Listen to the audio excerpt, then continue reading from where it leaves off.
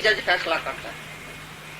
तो भगवान भी ऐसा है, गुरु भी ऐसा है, किसी को भी पहले पापी पुण्य नहीं देखता है। क्या निकाल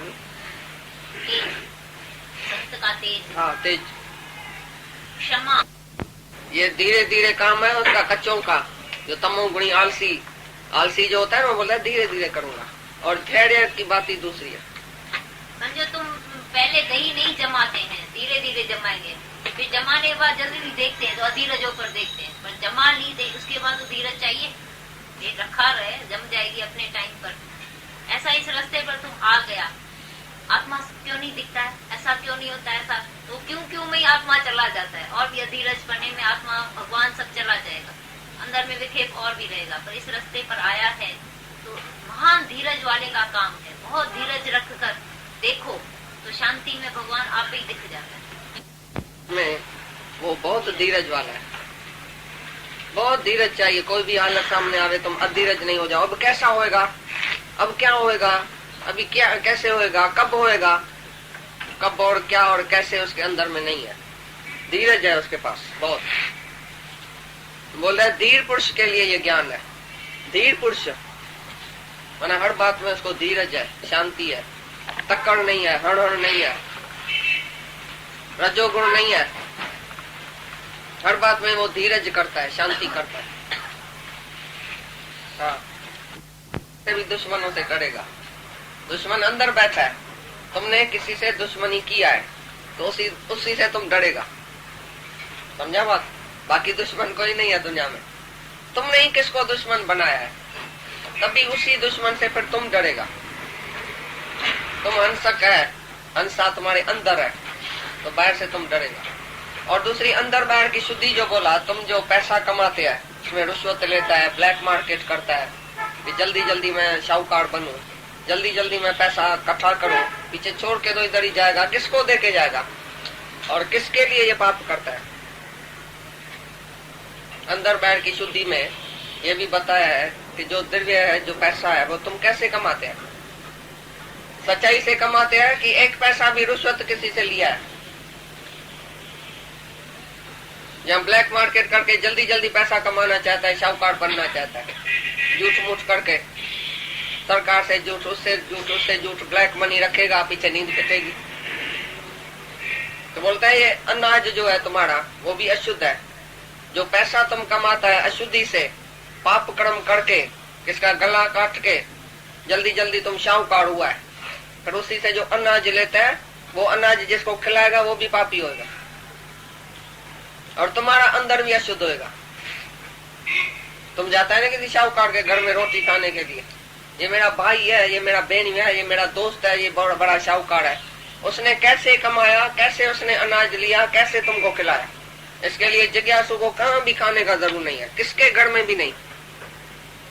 पहले तुम अपने से पूछना कि कैसे तुम कमाते हैं, और उसका खाना नहीं खाना कभी। अंदर बाहर की शुद्ध है, शुद्धि है उसमें, दैवी संप्रदा वाला है जिसके घर में तुम जाता है। और ये मेरा दोस्त है, होटल में लेके जाता है, हमारा दोस्त है, अरे एक चाय का कप होटल में पिया किसी दोस्त का, तुम्हारा अंदर अशुद्ध हो जाए। काहे के लिए किसका चाय का गिलास भी पिया, और चाय का कोप पी के रिश्वत दे के तुम ऑफिसर से बड़ा बड़ा पाप कर्म कराते हैं, तो एकदम तुमको साइन लिख के देगा, भाई ऑफिसर आया चाय कोप हम पिला के और उसी से फलाना काम लेता है। तो तुम्हारा ऐसा काम है, तुमको पैसा ही चाहिए, तो पैसा आकर करेगा क्या, किसके लिए तुम ये पाप कर रहा है, तुमको अकेला हिसाब देना पड़ेगा। अगर एक पैसा भी रिश्वत लिया है, इसी से तुम दाल रोटी खाओ, मूंग खाओ, पापड़ मानी खाओ तो अच्छा है। दाल रोटी खाने वाला कभी खुटेगा नहीं। तुमको जो आके ऐसा होता है भाई मेरे को ना पैसा खूट जाएगा, अगर मैं ऐसा नहीं कमाऊंगा, शाहूकार नहीं बनूंगा, पैसा खूट जाएगा, मैं गरीब बन जाऊंगा। गरीब बनो, झूपड़ी में रहो, दाल फुल्का खाओ, तुम्हारा बेटा जाके पिन्ने रास्ते में, लेकिन तुम उसके लिए पाप नहीं करना। ये अंदर बाहर की शुद्धि बताया है। बाहर की शुद्धि में ये अनाज, सच की कमाई, सच का अनाज, सच का खाना, सच्चे आदमी का खाना।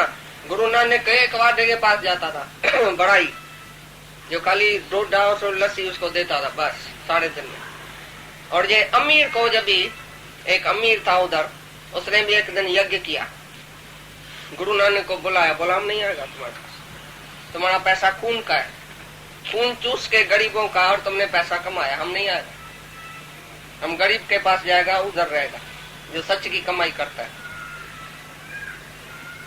तो उसमें अंदर की भी शुद्धि होती है, अंदर से भी किसी के संकल्प विकल्प में किसकी निंदा, किसकी चुगली, किससे द्वेष, किससे राग, ये अंदर की शुद्धि है, ऐसी नहीं होनी चाहिए। और बाहर की शुद्धि और शरीर की शुद्धि भी, स्नान, पानी, दांतन, ये वो, ये इस शरीर की शुद्धि में आ गया। बाहर की शुद्धि में ये भी आ गया, शरीर का शुद्ध करना और पैसे की शुद्धि, ये दोनों शुद्धि बाहर की है। कोई 4-4 दिन स्नान नहीं करता है, कोई ब्रश नहीं करता है, कोई कपड़ा नहीं बदली करता है, ऐसे भी जिनावर लोग आते हैं जिसको सुधारना पड़ता है। अरे भाई रोज स्नान क्यों नहीं करता है? नहीं, मेरे को पूजता नहीं है, आज नहीं करता हूँ। अरे ऐसे ही खाता है बिगड़ स्नान के? बोला हाँ।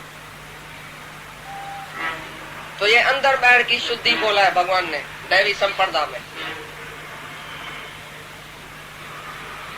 शत्रु भाव का न होना। हाँ, वो तो मैं मास्टर हूँ, मैं डॉक्टर हूँ, मैं पिताजी हूँ, मैं माताजी हूँ, मैं गुरु जी हूँ, मैं सतगुरु हूँ, मैं सत्य श्री स्वामी 1008 हूँ, मेरे को बहुत पूजना चाहिए, तुमको हाथ जोड़ो, पांव पड़ो, मेरे को ये दियो, मेरे को इज्जत दियो, मेरे को मान दियो, पूजता। बोला ये जो श्रेष्ठता का अभिमान है अंदर में, मैं कुछ श्रेष्ठ हूँ, तुम्हारे से मैं थोड़ा ऊपर हूँ। तुम्हारे से क्या ऊपर हूँ? तुम्हारी आत्मा मेरी आत्मा एक है। तुम्हारी आत्मा कमजोर है क्या? वीक है क्या? तुम्हारी आत्मा कोई बीमार है क्या? वीक आत्मा होती है क्या किसकी? तुम्हारी आत्मा को पाप लगा है क्या? पापी आत्मा है क्या? जैसे गेनी गटर में डाल दियो तो गेनी को कुछ होएगा?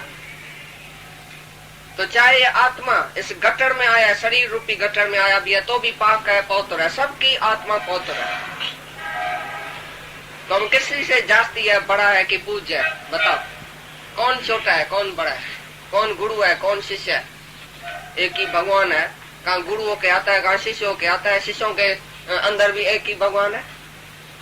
शिष्य का रूप धार के आता है बुलाने के लिए गुरुओं को। जो गुरु बोलता है ये मेरा शिष्य है, 1000 मेरे को शिष्य है। कोई बोलता है आजकल मेरे को 1 लाख शिष्य हो गया। तो बोलता है मेरा गुरु बहुत बड़ा है क्योंकि 10 लाख शिष्य है, इसके लिए मेरा गुरु बड़ा है। वो बड़ा ढगा हुआ क्या जिसको 10 लाख शिष्य है? शिष्य आया कहाँ से? एक ही भगवान है तो शिष्य कहाँ से आया? शिष्य तुम देखता कैसे है? दादा बोलता है मैं तो तुमको अपने से भी बड़ा भगवान समझता हूँ। डॉक्टर के सामने अगर पेशेंट नहीं होगा तो डॉक्टर का नाम निकलेगा। डॉक्टर का कैसे नाम निकलता है? जब पेशेंट आता है, जब ठीक होता है। मास्टर के सामने स्टूडेंट ही नहीं है तो मास्टर हुआ? किसका मास्टर हुआ? तो स्टूडेंट की मेहरबानी है ना जो आता है तुम्हारे पास। भगवान कृष्ण ऐसा धक्का खाता था, गलियों में कोई पहचानता भी नहीं था। जब ये अर्जुन मिला तभी किसी ने पहचाना, नहीं तो गलियों में धक्का खाता था। बोलता था ये रंडी चोर है, ये तो स्त्रियों के साथ बैठता है, ये तो स्नान करता है, ये तो कपड़ा चोरी करता है, ये तो स्त्री को चोरी करके भगा के गया, ये कैसा भगवान हुआ? किसी ने नहीं पहचाना। अर्जुन को बोल रहे तुम मेरा परम प्यारा है, तुम अच्छा हुआ जो मेरे पास आया, किसी ने तो मेरे को पहचाना। ये मूढ़ लोग मेरे को नहीं पहचानता है। भगवान घड़ी घड़ी बोले अर्जुन को, 8 बारी तो ये सेंटेंस बोला है। भगवान बोलता है अर्जुन मेरे को ये मूढ़ लोग नहीं जानते, क्योंकि मैं साधारण रूप में आया हूँ। मैं क्या करूँ? मेरे को मूढ़ बुद्धि वाला जानता ही नहीं है, मेरे को साधारण मनुष्य करके समझता है।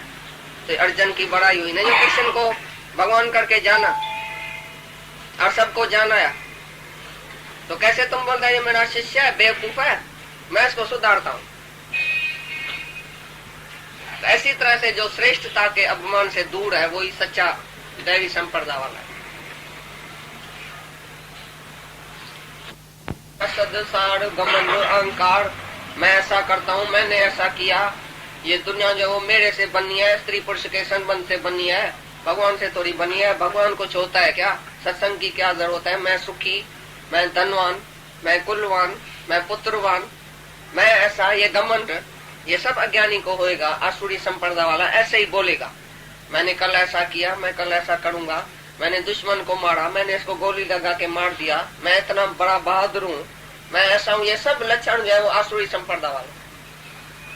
तो बोलते हैं आसुरी संप्रदाय बंधन में लाने के लिए, बंधन में आ जाएगा, और दैवी संप्रदाय मुक्ति के पास जाएगा। यानी मुक्ति का लक्षण है। मुक्ति के लायक होएगा, जो दैवी संपदा वाला होएगा, उसको मुक्ति मिलेगी, शांति मिलेगी, आगे चल के वो मुक्त हो जाएगा सभी बंधनों से, सभी जन्म मरण से मुक्त हो जाएगा। और दैवी वाला बंध जाएगा, बहुत बंधन में आ जाएगा, चकरा जाएगा बंधन में, बहुत घोर नरक में उसको जाना पड़ेगा।